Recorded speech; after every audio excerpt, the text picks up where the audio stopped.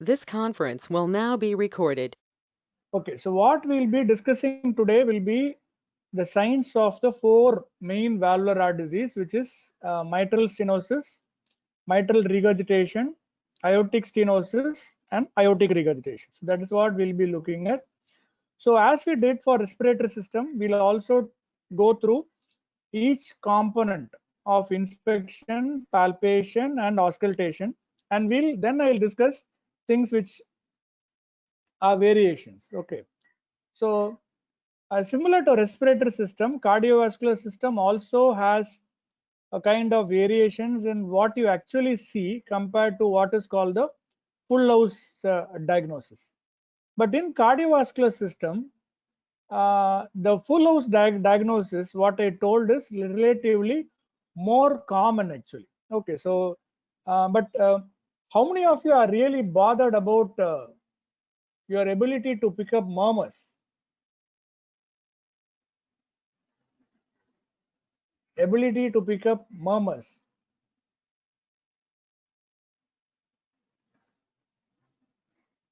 Okay, fine. So don't bother about the murmurs because murmurs by itself are not diagnostic. Understand that very clearly. So murmurs are interpreted in light of other findings like the pulse, the blood pressure, what finding you have inspection, what finding you have palpation. So it's not the only thing based on which we decide everything. But in clinical practice, if you have the capability to differentiate a systolic murmur and a diastolic murmur, it is actually more than enough to actually pin down on the possible valve which is being affected. So don't bother much about the murmur, but try to look at the diagnosis in a more comprehensive way. Okay, so next we'll look at the mitral stenosis. So, so for your revision part, I'll just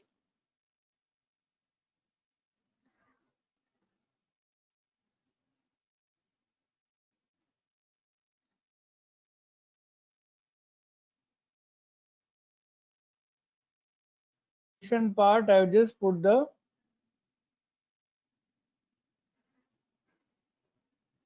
slides. So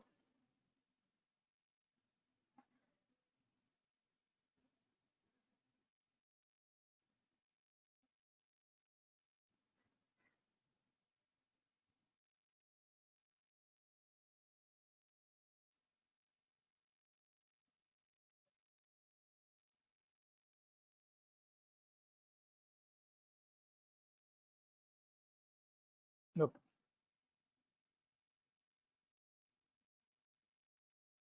so I'm just showing you the inspection part alone. So these are the inspectory finding which we already discussed. What you have to see in a patient with valvular heart disease. Okay. So what are the positive findings you may get in inspection of mitral stenosis? Don't be in a hurry to put. You can leave the initial part, the shape of the chest, symmetry of the chest, sternal deformity, kyphosis, scoliosis, tracheal positions, you can leave it.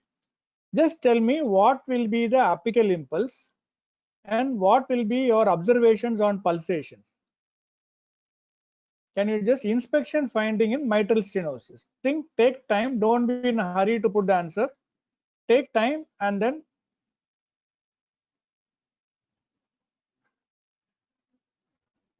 now I'll come back to pulse and JVP later on because JVP we actually for undergraduate level we add it along with general examination itself. So I'll come back to JVP, but we'll start from the inspection. On inspection, how will be the apical impulse? Will you be able to see any of the pulsations like epigastric pulsation? So Roshni has mentioned apical impulse in usual position. A tapping apex is a palpatory finding. It's not an inspectory finding. Roshni, it's not an inspectory finding. I'm asking about apical impulse usual position. Okay. Again, Harini also put the same thing. Tapping apex. No, tapping apex is a palpatory finding. On inspection, what will be present in mitral stenosis?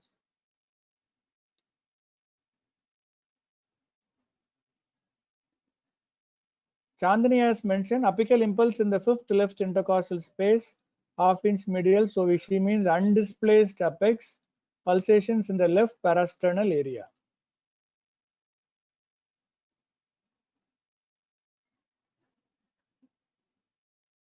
Smriti has mentioned apical impulse visible in the semi-recumbent position, normal, left parasternal pulsations visible. Okay.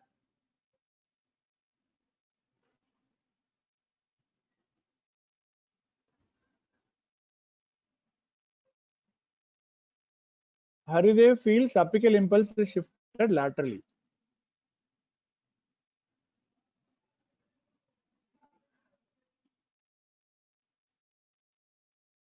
Okay. So before we go into the discussion, I'll just tell how what changes mitral stenosis causes to different parts of the heart and how the signs actually correlate with different things. Okay.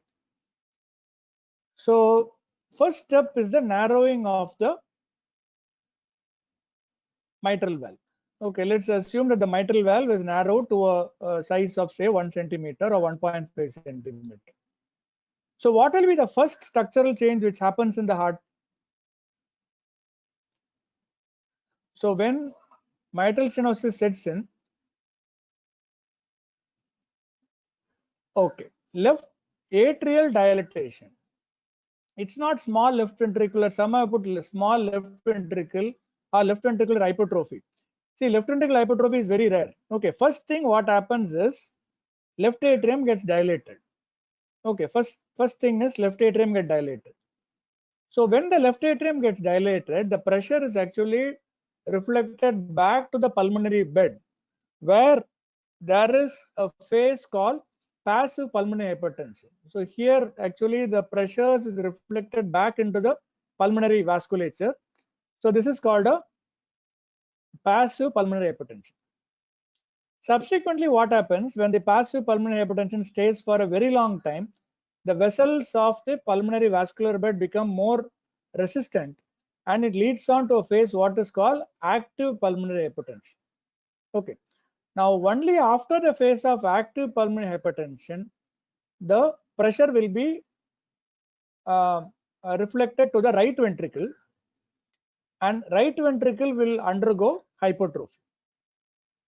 So after the right ventricular hypertrophy occurs, then you will have reflection will be in the jugular venous pressure will increase and even the inferior vena cava pressure will increase.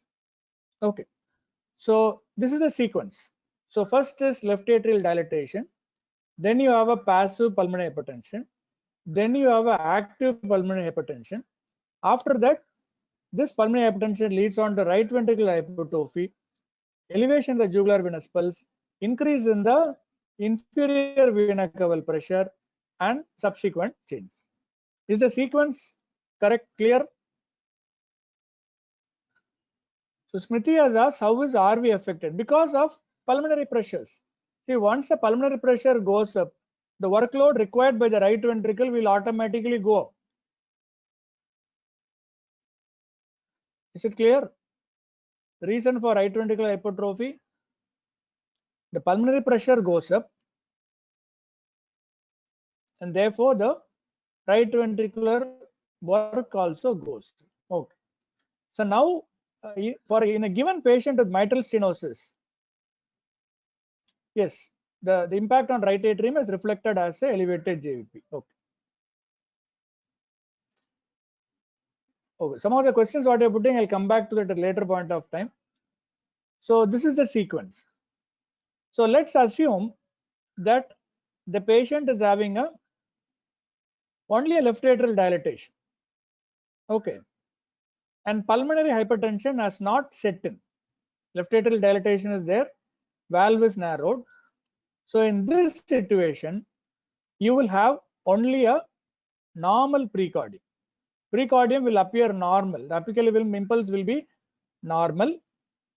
It will not be displaced, and nothing else will be seen on the precordium. Okay. So now moving to the next step. So when the pulmonary hypertension sets in, what kind of changes you may get in the inspection is, you may have pulsation in the pulmonary region, left second intercostal space. You may have pulsations. So you know where is the pulmonary region, left second intercostal space. So you may have some pulsations there. Now when pulmonary hypertension is followed by a right ventricular hypertrophy, already there is a left atrial enlargement. Now right ventricular hypertrophy happens. So then you will have the parasternal pulsations or even a parasternal heave. Okay. Now once the right ventricular hypertrophy stays for some time, this is reflected as elevated JVP, and it can also lead on to enlargement in the liver, congestion in the liver. It can sometimes lead on to ascites. It can also lead on to pedal edema. Okay. So on inspection, if you look at the precordium part alone, so the sequence will be first absolutely normal inspectory finding. So the inspectory finding will become abnormal only when the pulmonary hypertension sets in. And most of the time people come to you after the pulmonary hypertension has actually set in. So the finding you may get is pulsation in the left second intercostal space, pulsations in the left parasternal region or a lift of the parasternal region. Then you may have elevation in the JVP. So bare minimum you can just remember this thing alone now. So is the inspectory finding what I told is clear? Inspectory finding in mitral stenosis and its correlation with different stages. Is it clear? Okay. So now I'll add a word on the pulse, because I didn't take a separate class on pulse because it's a big area, but as and when required, I'll just discuss the relevant aspects of pulse. See what happens to the pulse volume in mitral stenosis. Pulse volume is one thing you have to always look at when you interpret findings. How common is it low? How common is pulse volume low?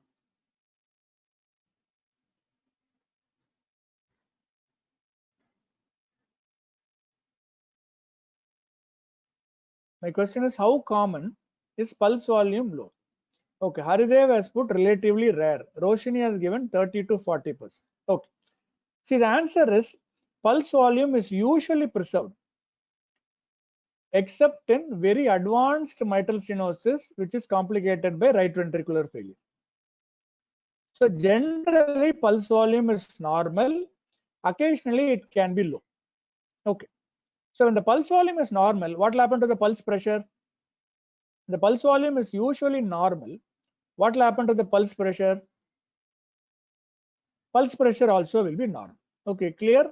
So in mitral stenosis, pulse volume is usually normal and pulse pressure is also usually normal, but occasionally pulse volume can be low and the pulse pressure can also be low. Okay. So now going on to the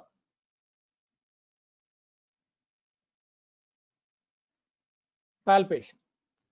So palpation, what will be the finding you will get in mitral stenosis? Take time, don't give one or two answers, give a proper answer for the feature you will get in the apex, palpation of the different region. What will be the finding?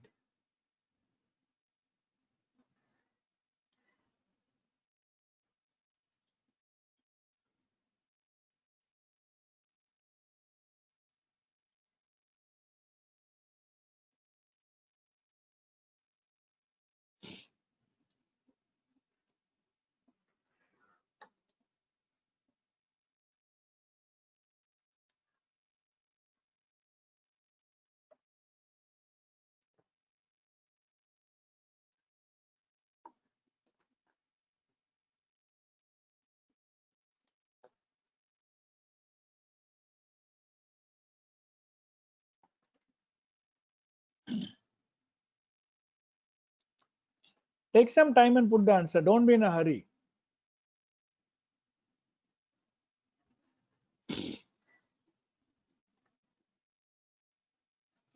Okay.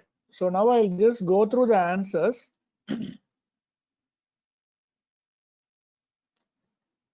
Smriti has mentioned pulse pressure is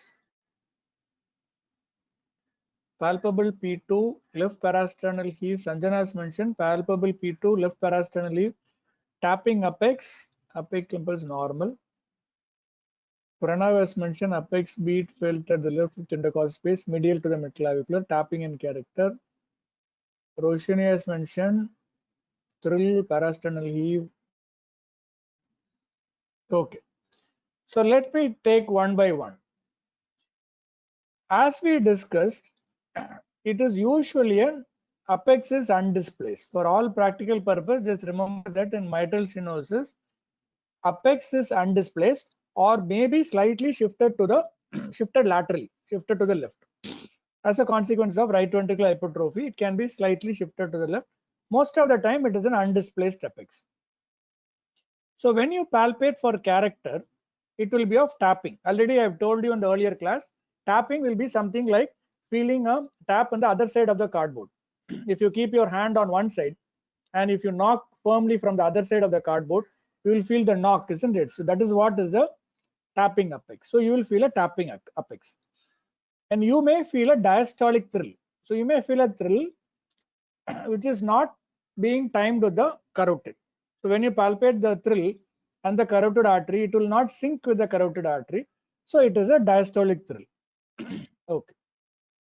So next is the palpation of the tricuspid region.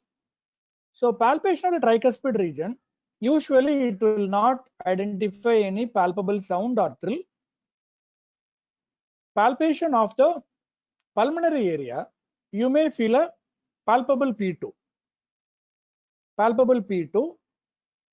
When the pulmonary pressures are very high, you may feel a systolic thrill in the pulmonary area also.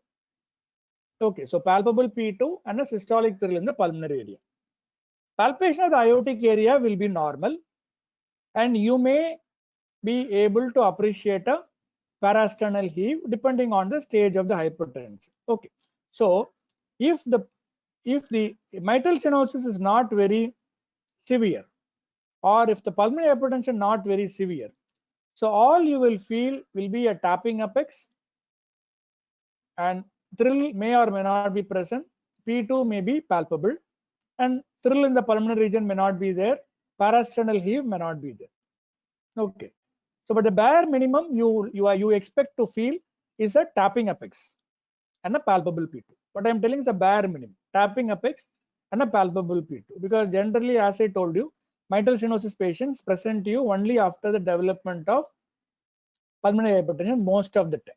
Okay, so bare minimum you require in the palpation is a tapping apex and a palpable P2. Rest is variable. Presence of a thrill in the pulmonary region, presence of a parasternal heave. All these are variable. Okay. Now, is the palpatory finding in mitral stenosis clear?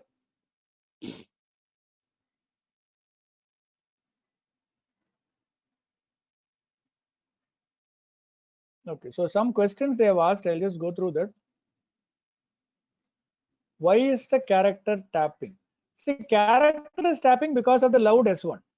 The firm closure of the first sound, for mitral valve, is the reason for the tapping apex. There are multifactorial causes, but I am telling you the commonest explanation. What is a palpable P2, sir? And then you said systolic thrill. Okay. So see, palpable P2 is that when you keep on the pulmonary region, you will feel the sound. It will hit your hand. Something like a tapping apex. So you will feel with your hand. The second sound will be felt with your hand. Thrill is different. Thrill is some sensation of a purring of a cat. Already I told you. So scratching kind of a thing you will feel in the distal part of your palm. So that is the thrill. Whereas the sound will be a palpable knock. So you will feel a clear knock on that. So that is a palpable P2. And Sana has asked about aortic area will be normal. Aortic area, no abnormality will be identified. Okay. So now we'll go ahead with the auscultation. So auscultation, you take your time and tell.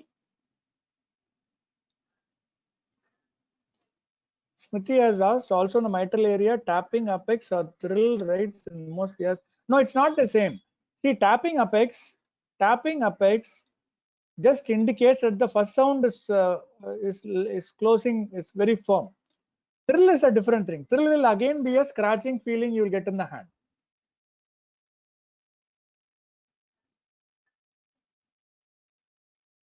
Palpable P2 is due to pulmonary hypertension. Palpable P2 is nothing but a firm closure of, see, you know that the pulmonary valve closes depending on the post-valvular pressure. When the pulmonary pressure increases, the closure of the pulmonary valve will be forcible. You know that the change in the difference in the pressure is the reason for the closure.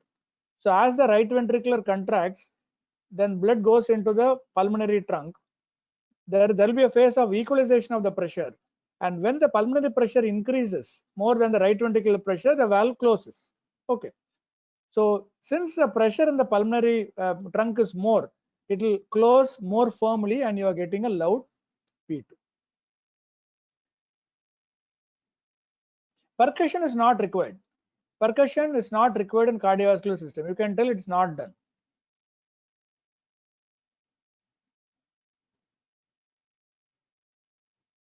Okay, now I want the finding, auscultatory findings in mitral stenosis.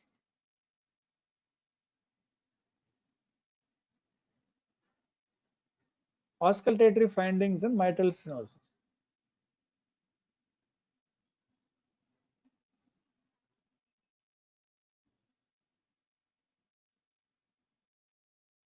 Rashika has put mid-systolic murmur. Mid-systolic murmur in which area? See, you have to mention the area.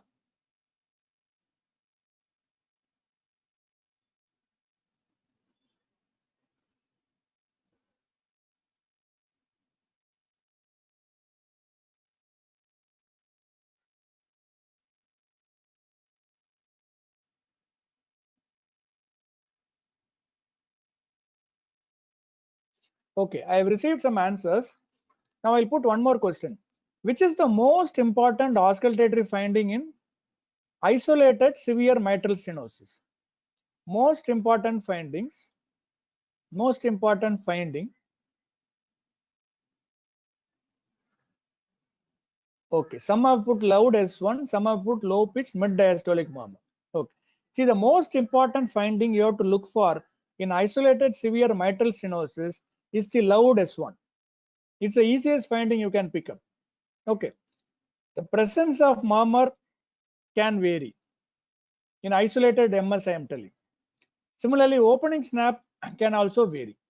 So remember this, most important finding you have to remember is to look for the loud S1. Okay, next comes the ability to pick up the diastolic murmur, the mid diastolic murmur. Sometimes the diastolic murmur will be of very long duration, so as a beginner you will confuse. This is why I keep telling you a easy way, very easy way to identify the diastolic murmur and systolic murmur in the mitral area is that when you keep your stent, if you immediately hear a loud murmur, you keep the stent and you immediately hear a murmur. Forget about the timing. It is a systolic murmur. So systolic murmur is easily picked up by the undergraduate. Whereas diastolic murmur, you have to strain. You need to concentrate more. Then only you will pick up the murmur. The easy way of differentiation. Without even, some of my teachers used to tell that if you keep your stent on the apex and if you hear a loud murmur, then as an MBBS student, you can boldly tell it is a systolic murmur. Okay, whereas if you struggle to identify the murmur, but after identifying that you feel it's little loud, then it is a diastolic murmur. Okay, but don't bother about that. So what I'm trying to tell is that the concentrate on the loud S1. That is the most important thing. Always give priority to the sounds. You can even tell a diagnosis without a murmur. I'll just give you a combination. The patient is having a loud S1 and auscultation, a tapping apex, and a loud P2, you can tell the diagnosis as mitral stenosis. Without identifying the murmur itself, you can still tell the diagnosis of a valvular heart disease. So that is why I am telling, give importance to the sounds, give importance to the pulsations. It adds a lot of value to your discussion. Okay. So now coming to the finding here. So loud S1 is the most important thing. Then you will actually you will be able to appreciate the mid diastolic murmur, which starts after S2 and it ends with S1, and intensity will be slightly more just below before S1, and opening snap may or may not be present. Opening snap is a kind of a snappy kind of a sound which you will hear. So I will show one more slide for that. Let me just change the slide.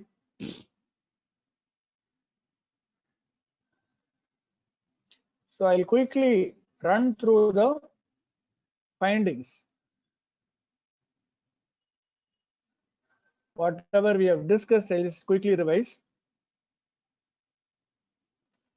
So normal area of the mitral valve is 5 centimeters square. Symptom starts only after about the size becomes less than 2 centimeter. And hemodynamic changes, mainly what I told was the pulmonary artery pressure. All those things will happen only when the valve size goes below 1.5 centimeter. Now this is what you have to. This is just an outline. So most important thing, Kalana, I put that pulse is usually normal, can be low volume. BP is usually normal. Low pulse pressure will occur only when there is a severe mitral stenosis. JVP will be elevated when there is a pulmonary hypertension and right ventricular hypertrophy occur. Apical impulse is usually undisplaced except in severe right ventricular hypertrophy. Pulsations may be seen in the pulmonary region and the left parasternal region, which I have already explained.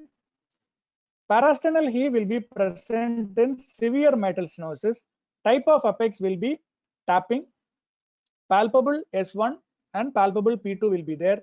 Diastolic thrill in mitral area, systolic in the pulmonary area if pulmonary hypertension occurs. So this is the murmur shape. So let me just tell you how the murmur shape may vary. Okay. Are you able to see the cursor? Are you able to see the cursor on the screen? Are you able to see the cursor on the screen? Okay. See, the first diagram is mild. First one is mild. So this is S1. This is S2. Okay. So S2, they put it as A2 and P2. And this is the opening snap. Okay. And as you can see, the length of the S1 is longer than the length of S2. It means that S1 is loud. Okay, this diagram tells the S1 is loud. Now, see what happens in the diastole. You are able to see a murmur which is just before S1, a small murmur just before S1. So this murmur is often missed by beginners. So a beginner will be able to appreciate only the loud S1 alone. Okay. Now when it becomes severe, we know that S1 will be loud, but if you look here, it is almost a pan-diastolic murmur. It starts after S2, it goes along the diastole, increase in intensity, and that ends with S1. For example, it will be like this: ruck, ruck, tuck, ruck, ruck, tuck, ruck, tuck, ruck, tuck, ruck, tuck. So this kind of a dragging, rough sound you will be able to appreciate. So that is the sound what is given by the mid diastolic murmur. But as I told you, what you have to remember is that at the end of the murmur, are you hearing a loud sound? Ruck, tuck, ruck, tuck, ruck, tuck, ruck, tuck. So the tuck is S1. Okay.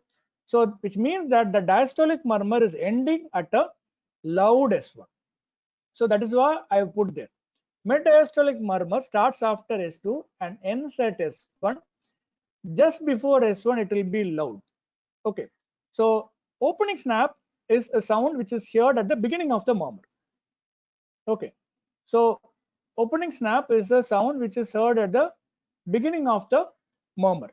So it will be a snappy kind of a sound, and it is not always heard. So don't always depend on the opening snap to be heard. Many times valve, when it gets calcified, you may not be able to get a opening snap. Okay, so is it clear the auscultatory findings what I told in mitral stenosis? I have not gone to the pulmonary region. In the mitral area, auscultatory finding, is it clear?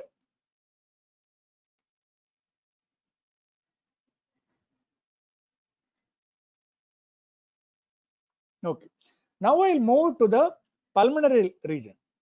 Okay, now I'll go to the pulmonary region. In pulmonary region, as I told you, when you auscultate, you will get a loud P2. Okay, so as you can see here, as you can see in the diagram, when it is mild, you are able to see that the P2 length is small. P2 length is small, indicating that P2 is not that much loud. But when you come to the severity, you can see here A2 is smaller than P2. Are you able to appreciate in the diagram? A2 is smaller than P2, which implies that P2 is loud. Are you able to appreciate the auscultogram diagram? P2 is louder than A2. This is how you have to draw. This is called auscultogram. Even in your case sheet, when you draw what you hear, this is how you have to draw. This is an example of an auscultogram. Okay. So P2 will be loud. So when you auscultate, P2 will be loud, and you may hear a ejection systolic murmur in the pulmonary area. Okay. So you may have a ejection systolic murmur in the pulmonary area. Right? So is this clear till now? Clear? Auscultatory findings in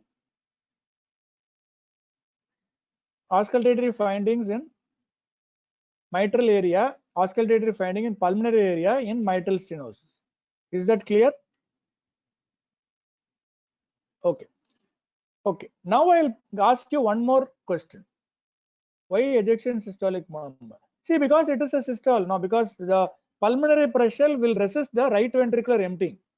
So the right ventricle, as I told you, it will do additional work to get through the pulmonary valve. So therefore, it will be a ejection systolic murmur, something like an aortic stenosis, where, so if you have the opening snap later in the diastole, does it have any relation to the severity?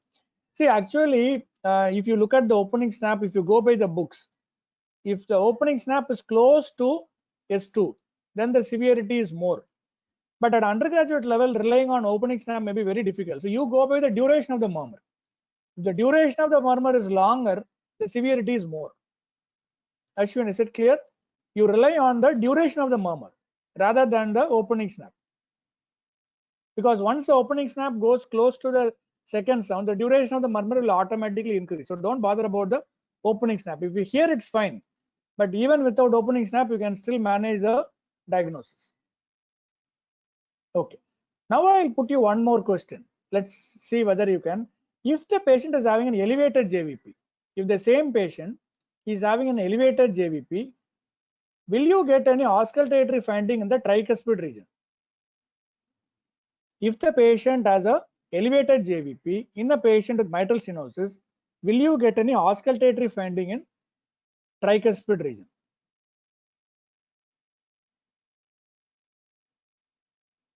Auscultatory findings. What auscultatory finding? Harini has put TR. What auscultatory finding? Very good. You will get a pan-systolic murmur. Okay, just have it at the back of your mind. Don't bother about it much. We see it in a very small proportion of patients. So if there is a elevated JVP in a patient with mitral stenosis, you can expect a pan-systolic murmur in the tricuspid region, which is due to tricuspid regurgitation. Because when the right ventricular hypertrophy occurs, the annulus of the tricuspid valve becomes big. Therefore, you may get a pan-systolic murmur. Okay. Okay. Now, is the inspection, palpation, auscultatory findings of mitral stenosis reasonably clear? You may not be very clear, but is it reasonably clear?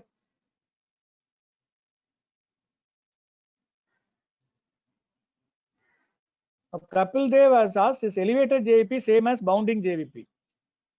See, I do not know where to my knowledge, there is nothing called bounding JVP. When JVP is, we only have names like Cannon waves and all those things. Okay. So can we move to the next one? Signs of mitral regurgitation. Smriti has asked, is there a pansystolic murmur in severe MS? No, pansystolic murmur in MS is only tricuspid region, not in the mitral region. Sanofia, does palpable S1 refer to tapping apex? Yes, palpable S1 is tapping apex. Okay. So I'll go to the next topic, which is clinical signs of mitral regurgitation.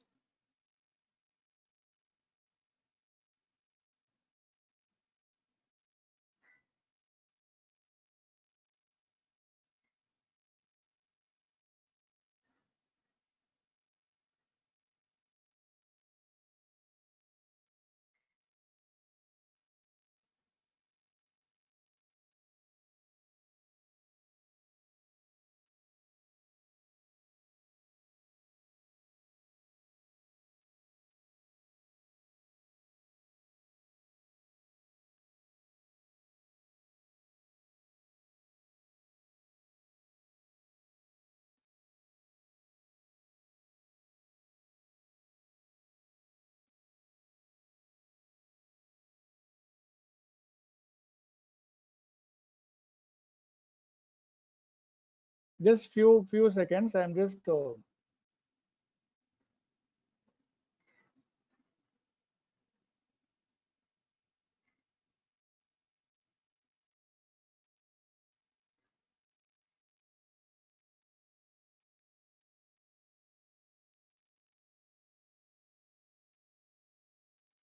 see. I'll play a video now. Just look at it and tell me your findings. Okay. I'm just playing a video here. It is just inspection of the precordium. Okay.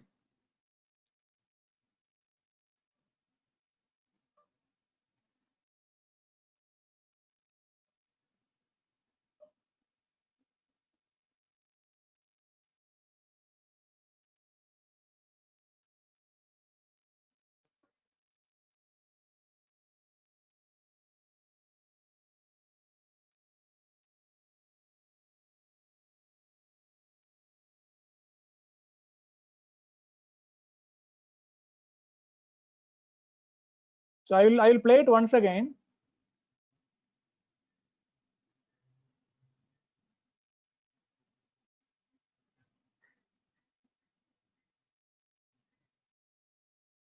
So video is not smooth.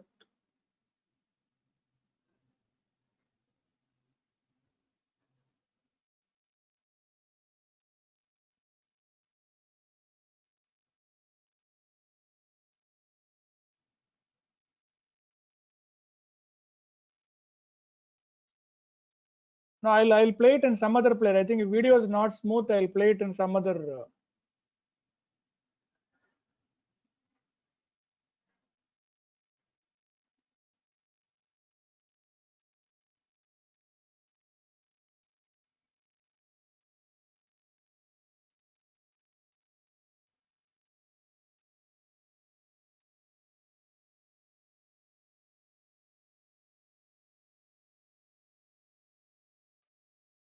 Just give me a time. I'll try to open it in some other player.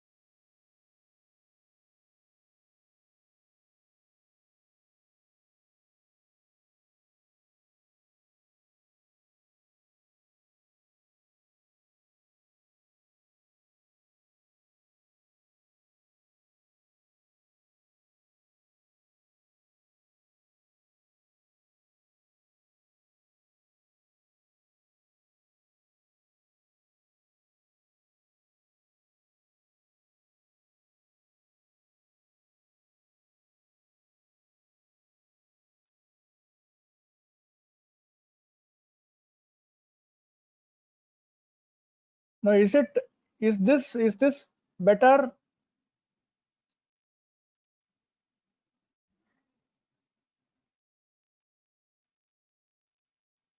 Okay, then I will go ahead with, I'll try to share this video at a later point of time. So I will go for a class here.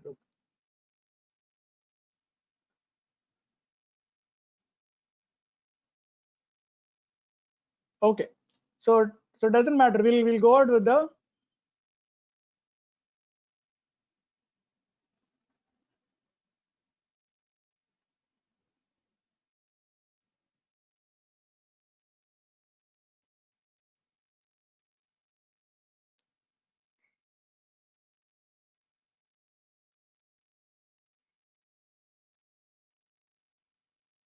okay, we'll go ahead with the second set. First you can just try. Okay, leave the apical impulse. I think it was actually a hyperdynamic apex. I'll share it through Academy if possible. I'll try to share it. I'm not sure why this streaming is not very clear. Okay, now we'll move ahead with the clinical signs of mitral regurgitation. So now you tell me what will be the inspectory finding in mitral regurgitation. Inspectory findings in mitral regurgitation. Inspection in mitral regurgitation.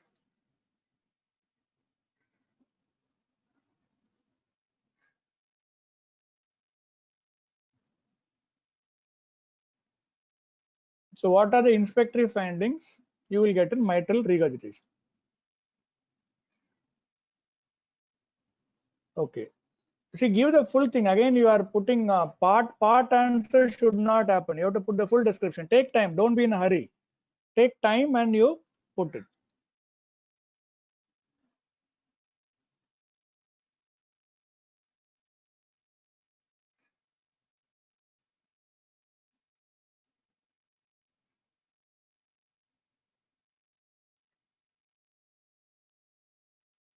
Okay. So if no more answers, I'll try the. Okay.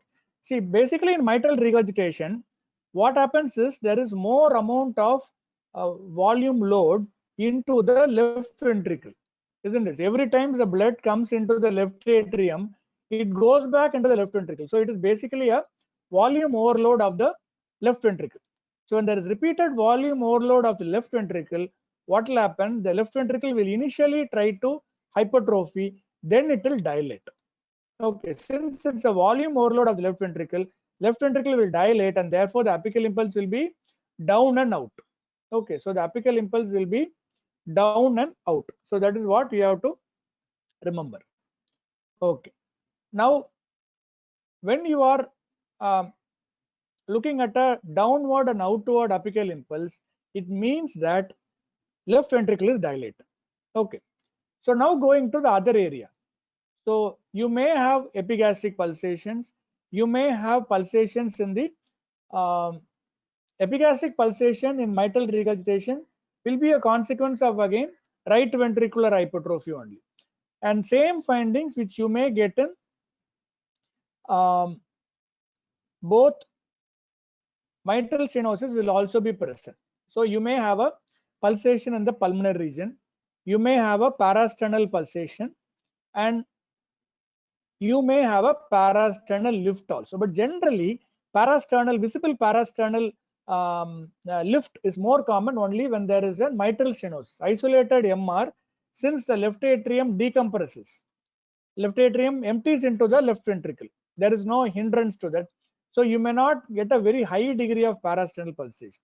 So the findings will be apical impulse will be shifted down and out, and it may be a hyperdynamic apex. You may see the apical impulse in more than one intercostal space. For example, you may see it in left sixth space on the anterior line. It may also be seen on the left fifth space. So it is apical impulse which is seen in more than one intercostal space.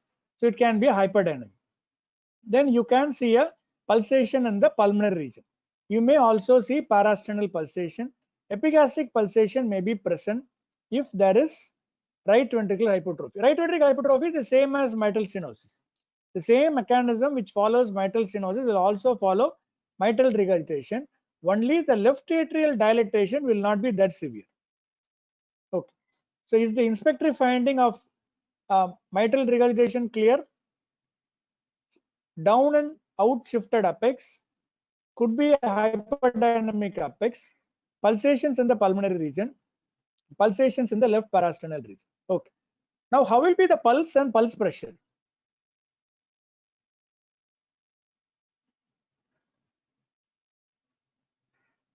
Now, I'll come back to the parasternal heave later on. When we discuss the palpation, I'll come back to the parasternal heave. Smriti. Okay, the pulse will be high volume pulse. Okay. So pulse can be normal to high volume. Okay. I think you can put it as normal to high volume. And pulse pressure will be again normal to wide pulse pressure. So depending on the extent of left ventricular volume overload, depending on the chronicity of the mitral regurgitation, it is variable. So it can be normal to high volume, normal to increased pressure. Okay. So this will be the pulse finding in inspection. Okay. So now we'll go to the palpation. So what will be the palpatory finding in mitral regurgitation? What will be the palpatory finding in mitral regurgitation?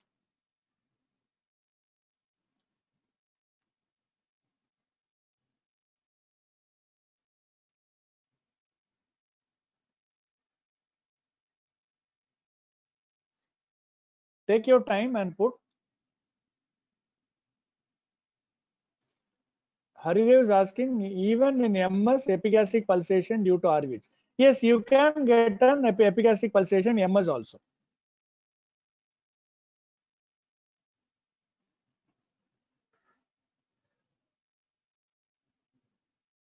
So what is the palpatory finding in mitral regurgitation?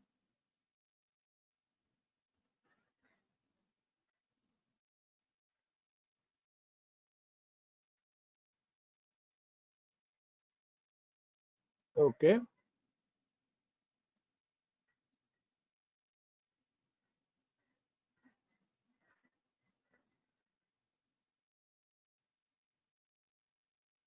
So Roshni has given apical impulse position confirmed, systolic thrill radiating to the axilla, tricuspid area normal, pulmonary area P2 may be palpable, aortic area is normal. Okay. See, palpation, first thing I told you, the apex will be shifted down and out. That is one point. So when you put the patient to left lateral, you may feel a systolic thrill. Okay, because it is regurgitation, isn't it? So the blood gushes back through the mitral valve during systole. So you will feel a systolic thrill. So hyperdynamic apex and a systolic thrill. Then when you palpate the pulmonary region, P2 may be palpable.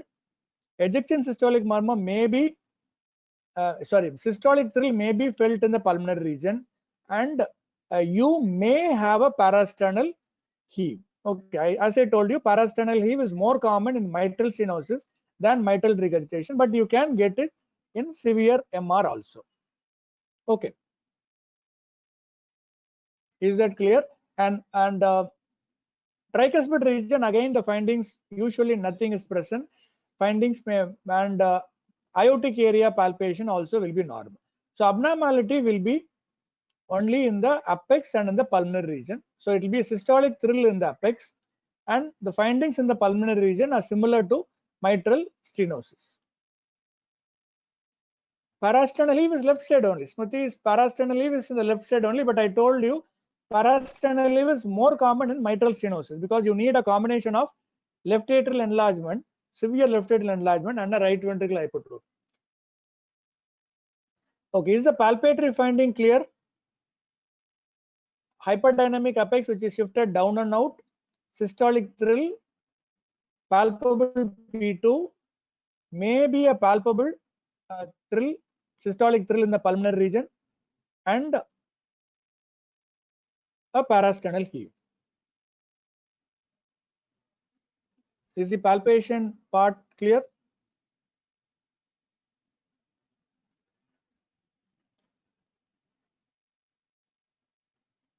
If any doubt you ask, I am seeing less number of yes. Palpation of mitral regurgitation. Is it clear? Okay. So now we'll go to the auscultation. So what will be the auscultatory finding? So what will be the auscultatory finding in mitral regurgitation?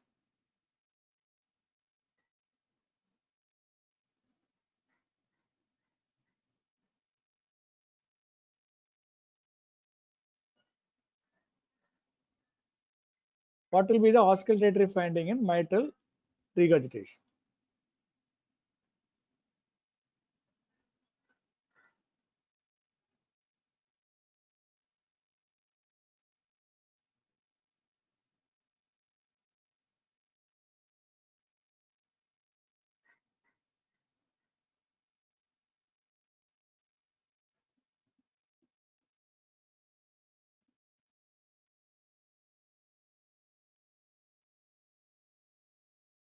Okay, so I'll just start the answers. See, first point you have to remember in mitral regurgitation is that, as I told you, loud S1 is a very important auscultatory finding you get in severe MS. Soft S1 is a very important auscultatory findings you will get it in mitral regurgitation. Many times S1 you won't be able to hear properly at all.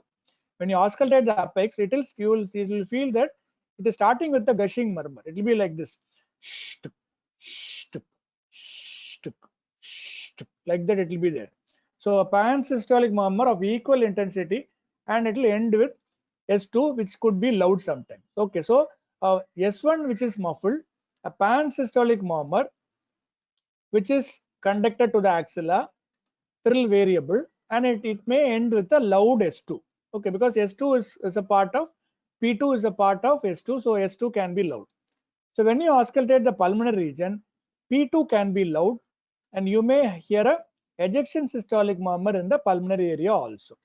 Okay, and the presence of left ventricular S3 at your level don't bother much, because it may be very difficult to appreciate a left ventricular S3, because left ventricular S3 is usually heard only when the rate is little high. So don't bother much about the left ventricular S3.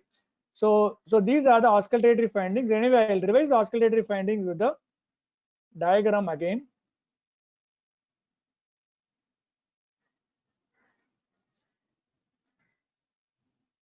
So I'll just quickly revise the signs of mitral regurgitation. So along with that, I'll discuss the. Okay. So here you can see that the pulse volume is high in severe MR. So in moderate MR, the volume can be normal. Again, pulse pressure is wide in severe MR. It could be normal in moderate MR. JVP is the same as you see in mitral stenosis, and it is apical impulse is hyperdynamic. It can be shifted laterally, or it can be shifted downward and laterally depending on the extent of left ventricular dilatation. Pulsation can be seen in the left parasternal region and in the pulmonary region, similar to mitral stenosis. Parasternal heave can be present in severe MR, but remember, parasternal is more common in mitral stenosis, but it can also happen in MR. Type of apex beat will be hyperdynamic. P2 will be palpable, and you may be able to feel two thrills: systolic thrill in the mitral area and systolic thrill in the pulmonary area. Okay. So now coming to the murmur, you are able to see here, actually there is a mistake in this diagram. S1 is muffled. So auscultogram should not be like this. S1 should be written thinner than S2, and systolic murmur is of equal intensity all through the systole and remains the same, and it is conducted to the axilla. Okay. Now in addition, you may get a ejection systolic murmur in the pulmonary area due to pulmonary hypertension, and a pansystolic murmur in the tricuspid area due to a functional tricuspid regurgitation. Okay. So severity you will decide based on a hyperdynamic apex and muffled S1 and the other things also, and the grade of the pansystolic murmur. Okay. Now, is the findings of mitral regurgitation reasonably clear? Findings of mitral regurgitation reasonably clear?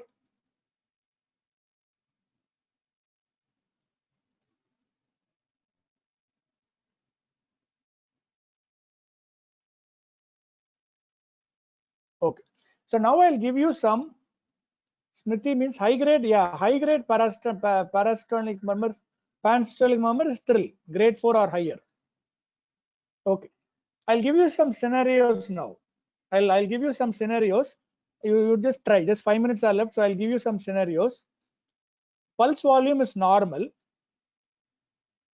Pranav has asked, how to draw a auscultogram? See, you have to draw one line for S1, one line for S2. If S1 is loud, you can either bold it or you can shade it. Then you would just draw whatever is shared between S1 and S2.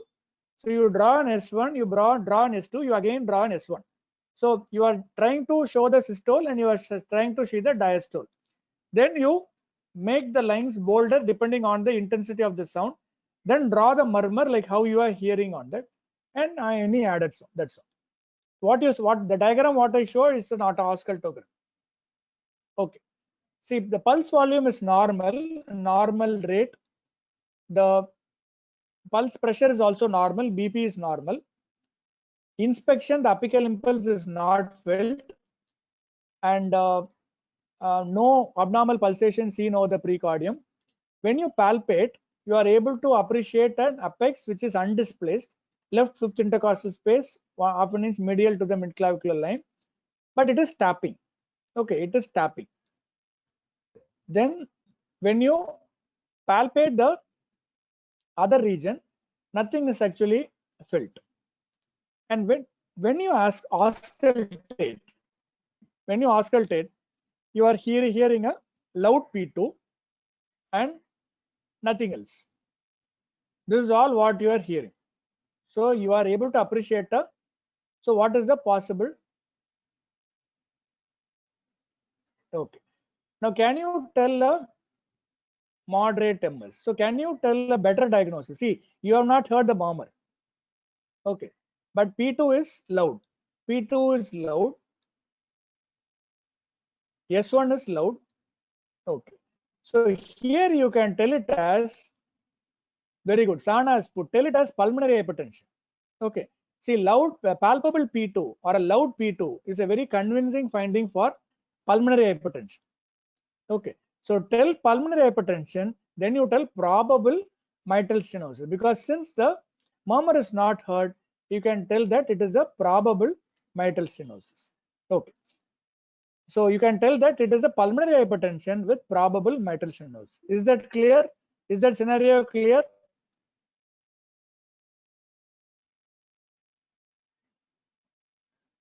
Okay. Now I'll give you one more scenario. Okay. I'll give you one more scenario. On palpation, on examination of the pulse is normal volume. Pulse pressure is also normal. BP is normal. On inspection, the apical impulse is seen on the midclavicular line, fifth space on the midclavicular line. So it is slightly shifted laterally. Apical impulse seen on the midclavicular line, and no other pulsation seen. So when you palpate, apical impulse appears normal character. It is not typical of a tapping apex. Okay, it looks normal. The feel is normal. And when you palpate the pulmonary region, the P2 is palpable. So when you auscultate, what you are able to appreciate is a diastolic murmur. Okay, a diastolic murmur is heard, but you are not able to appreciate clearly because S1 is already muffled. S1 is muffled. You are hearing a diastolic murmur. No systolic murmur is heard, and there is features of pulmonary hypertension. What could be the thing? So I'll just repeat the findings. Pulse is normal, BP is normal.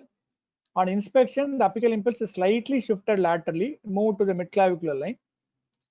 When you no other pulsation, when you palpate, the P2 is palpable, and when you auscultate, there is a diastolic murmur, but the S1 is muffled, and there is ejection. P2 is again palpable.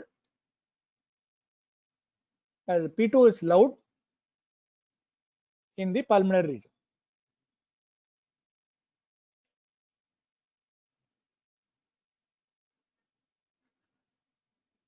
Okay. So in this scenario, what is not fitting with mitral stenosis? The scenario what I told, what is not fitting with mitral stenosis? Muffled S1. Very good. Muffled S1 is not fitting with mitral stenosis. One more finding. One more, not a very strong finding. Apex is shifted laterally. Okay. And it is not tapping. So there are three things. Apex is not tapping, shifted slightly laterally. S1 is muffled. So here what you can tell is that, but there are many findings which is fitting mitral stenosis. There is a diastolic murmur.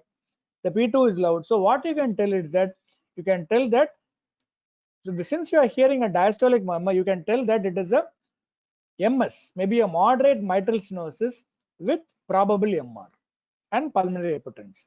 Okay, so you can tell moderate MS with probable MR and pulmonary hypertension. Is it clear? Is the diagnosis clear? Okay. See, any doubts you want, I can quickly clear in today's two class, MS and MR. Mechanisms don't bother. We can take it at a later point of time. So if there is any doubt related to the findings, I can clarify. Sir, features of isolated mild MS. See, isolated mild MS is very difficult to diagnose. All you will feel is a loud S1 alone. Only loud S1, nothing else. Why not MR with RVH and pulmonary hypertension alone? See, you cannot commit on RVH here because I didn't tell JVP was elevated and there is no parasternal pulsation. So don't bring in right ventricular hypertrophy. You can just tell because there is a diastolic murmur. Without a when there is a diastolic murmur, you have to bring in mitral stenosis. S1 is louder. Should it be taller or broader? Whichever way you want, you can draw. Chaitra has asked, loud S1 can be shown as a tall S1 or a broader S1. We generally use broad S1. See, functional TR. Sana has asked functional TR. See, functional TR is valve is actually normal, but the annulus is dilated. Tricuspid regurgitation is occurring because the annulus is dilated. Valve is normal. Valve is closing, but the valve is buckling back because the annulus is enlarged. So it is the annular defect, not the valve defect. So that's why we call it as a functional TR. It happens in right ventricular hypertrophy, long-standing right ventricular hypertrophy. Sarthak wants a theory class on MS/MR sometime later. Okay, sure. We'll finish the clinical aspects first. Any other doubts? Can we close the class?